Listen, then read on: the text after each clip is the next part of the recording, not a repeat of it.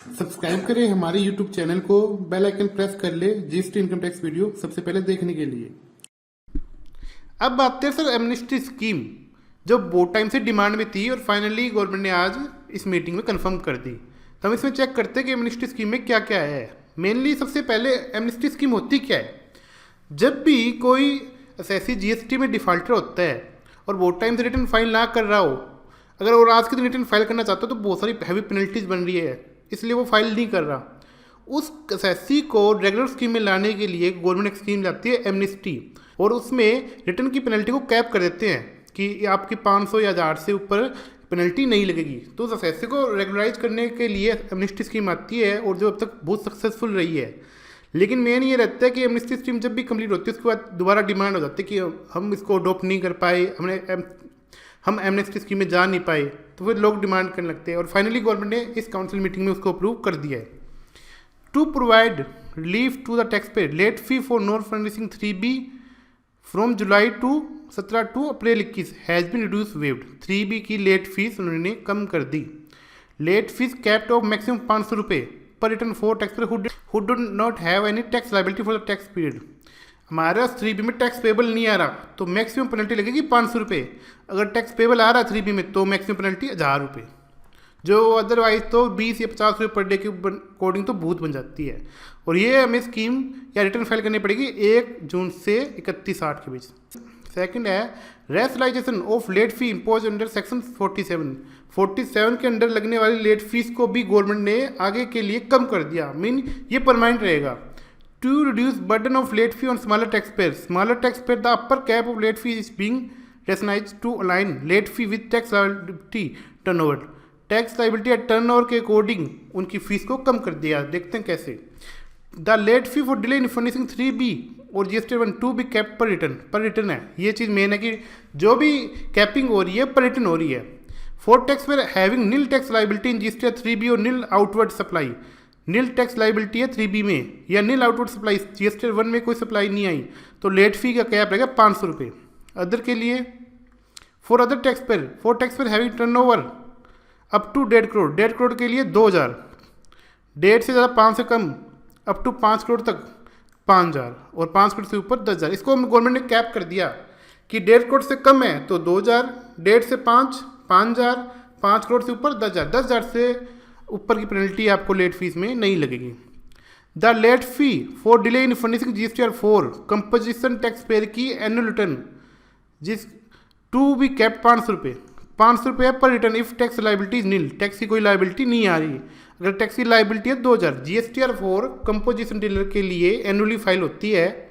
अगर नील tax liability है तो 500 रुपये, अगर टैक्स लाइबिलिटी है तो मैक्सिमम 2000 से ऊपर गवर्नमेंट लेट फी क्लेम नहीं कर सकती। थर्ड है लेट फी फॉर GST 7, जो पहले 100 करके 200 थी, अब वो पर डे के लिए 50 होगी। पर डे की भी छूट आई है और कैप है मैक्सिमम 2000 रुपये। इसमें पहले पर डे के लिए 200 रुपये लग रहे थे, उसको 50 करके गवर्नमेंट ने रिड्यूस भी कर दिया और कैपिंग भी कर दी। और ये पर्सपेक्टिव है कि जब भी नोटिफिकेशन अप्लीकेबल होगा वहीं से ही अप्लाई होगी, बैक डेट से हमें नहीं मिलेगी। फर्दर बेनिफिट है कोविड-19 related relief measure for tax payer. 1/5/21 को गवर्नमेंट ने बहुत सारी छूट दी थी रिटर्न फाइलिंग के लिए, अब उसको फर्दर रिलैक्स किया गया, एक्सटेंड किया गया। और स्मॉल टैक्स पेयर कौन आएगा? जिनका टर्नओवर 5 करोड़ से कम है, उनको स्मॉल टैक्स पेयर की कैटेगरी में डाल दिया। अब रहा किसके लिए छूट? मार्च अप्रैल के लिए। क्या कि नील रेट ऑफ इंटरेस्ट 15 दिन, पहले 15 दिन लेट होने में कोई ब्याज नहीं लगेगा, उसके बाद 9% फॉर 45 डेज 30 डेज। 45 डेज है मार्च के लिए और अप्रैल के लिए 30 डेज, 30 डेज तक 9% ब्याज लगेगा। सेकेंड है वेवी और लेट फीस। आप एक चीज़ याद करो कि टैक्स लेट जमा कराने पे इंटरेस्ट लगता है और रिटर्न लेट फाइल करने पे लेट फीस लगती है, दोनों चीज़ें अलग अलग है। वेवियर ऑफ लेट फीस, ऊपर वाले में केवल इंटरेस्ट ही की छूट मिली है, नीचे वाले में वेवियर ऑफ लेट फीस मतलब लेट रिटर्न फाइल करेंगे तो छूट मिल जाएगी हमें। In form GST for the tax period March, quarterly March April from 60 day 45 day. Late fees माफ रहेगी मार्च की ड्यू डेट से 60 दिन और अप्रैल के लिए 45 दिन। Nil rate of interest for 15 day from the due date of furnishing the statement CMP 8 मतलब क्वार्टरली चलान पे करता है कंपोजिशन डीलर, उसको 15 दिन के लिए कोई ब्याज नहीं, उसके बाद अगले 45 दिन के लिए 9% इंटरेस्ट देना पड़ेगा। ये भी गवर्नमेंट ने बहुत बड़ी छूट दी है, जो छूट पहले दी उसको ही एक्सटेंड कर दिया। और ये छूट थी मार्च और अप्रैल के लिए, आगे छूट दी है मई के लिए। मई के लिए छूट है कि इंटरेस्ट में 15 दिन की छूट है, पहले 15 दिन के लिए, उसके बाद 9% 15 दिन के लिए, और लेट फीस भी माफ़ करी है 30 दिन के लिए। ये भी बहुत बड़ी छूट है कि मान लो 20 जून को हमें टैक्स पे करना होता है, तो वो टैक्स हम 5 जुलाई तक भर दें तो कोई भी ब्याज हमें भरना नहीं पड़ेगा। अब बात आई लार्ज टैक्स पेयर, ऊपर जितनी बात आ रही थी स्मॉल टैक्स पेयर, 5 करोड़ से कम वाले, 5 करोड़ से ऊपर वालों के लिए छूट अलग है। लो रेट ऑफ इंटरेस्ट 9% रहेगा 15 दिन के लिए, वो भी मई के लिए। अप्रैल और मार्च की कोई छूट इनको नहीं मिली। मई के लिए पहले 15 दिन में 9% छूट है, और लेट फीस भी माफ़ है 15 दिन के लिए।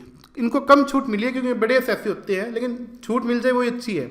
अदर रिलीफ है कि GST 1 IFF मई के लिए 15 दिन की छूट मिलेगी सबको, और GST 4 ये भी बहुत मेन है। कंपोजिशन डीलर की एनुअल रिटर्न, इसकी डेट 31 जुलाई कर दी गई है, और ITC 4 क्वार्टर मार्च के लिए 30/6 की डेट। और एक और बड़ी update, cumulative application of rule 36(4).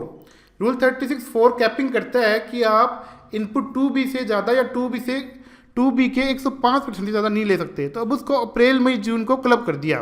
पहले केवल अप्रैल का अलाउड था, फिर गवर्नमेंट ने अप्रैल और मई को क्लब किया था, और अब अप्रैल मई जून तीनों को क्लब कर दिया। अब अलोइंग फाइलिंग रिटर्न, कंपनी को EVC कोड के थ्रू भी रिटर्न फाइल कर सकते हैं 31 अगस्त तक। जनरली कंपनी की GST रिटर्न बिना DST के फाइल ही नहीं हो सकती। रिलैक्सेशन अंडर 168, बहुत सारी डेट जो टाइम बाउंड थे उनको 15 अप्रैल से 29 जून के बीच जो फॉल कर रहे थे उनको 30 जून कर दिया। और फोर्थ और सबसे बड़ा अपडेट आया simplification of annual return financial year 2021 की GST के एनुअल रिटर्न के लिए भी अपडेट आया है कि 9C सेल्फ सर्टिफाई रहेगा फॉर फाइनेंशियल ईयर 2021 का 9C सेल्फ सर्टिफाइड रहेगा, जिसको जनरली रिकंसिलिएशन स्टेटमेंट भी बोलते हैं। और 9A के लिए वही छूट है कि 2 करोड़ से कम है तो वॉलंटरी है। लेकिन सबसे बड़ी बात है कि अगर हम 2 करोड़ से कम है और जिससे 9 फाइल नहीं कर रहे, तो गवर्नमेंट जो पोर्टल पे डाटा फाइल हुआ है, जो ऑटो ड्राफ्ट 9 है, उसी को ही फाइल किया और मान लेगा। और अगर हमारा ऑटो ड्राफ्ट 9 से हमारी बुक में कोई डिफरेंस है तो हमें 9 फाइल कर देना चाहिए और उस डिफरेंस को नोट कर लेना चाहिए। अगर कोई डिफरेंस नहीं है तो ना फाइल करे। अगर 2 करोड़ से ऊपर है तो आपको 9 फाइल करना पड़ेगा। 9C 5 करोड़ से ऊपर ही आपको फाइल ना करना पड़ेगा। ये इफेक्ट लाने के लिए CGST एक्ट में चेंज कर दिया जाएगा। इसके अलावा GST काउंसिल ने जितने भी चेंज किए हैं वो GST 1 और 3B में अपडेट कर दिए जाएंगे। तो गवर्नमेंट ने बहुत सारे रिलीफ दी है, कुछ चीज़ें पेंडिंग रखी गई है। स्टेट को कंपनसेशन सेस जो जुलाई 2022 में एंड हो रहा है, तो उसके लिए गवर्नमेंट ने कहा कि एक स्पेशल मीटिंग रखी जाएगी और जिसका एजेंडा केवल कंपनसेशन ही रहेगा। तो उसका वो चीज़ गवर्नमेंट ने इसमें पेंडिंग रखी है। सेकंड चीज़ है GST में कोविड रिलेटेड आइटम को एग्जम्प्ट करना या टैक्स में छूट देना। तो उसके रिगार्डिंग एक अलग मीटिंग और होएगी, और उसके लिए गवर्नमेंट ने मिनिस्टर को कहा है कि वो अपने अकॉर्डिंग डिसाइड करे और 8 जून 2021 तक रिपोर्ट करे। उसके बाद ही फर्दर डिसीजन लिया जाएगा। इसी के साथ मैं वीडियो को एंड करूँगा। Thank you for watching the video.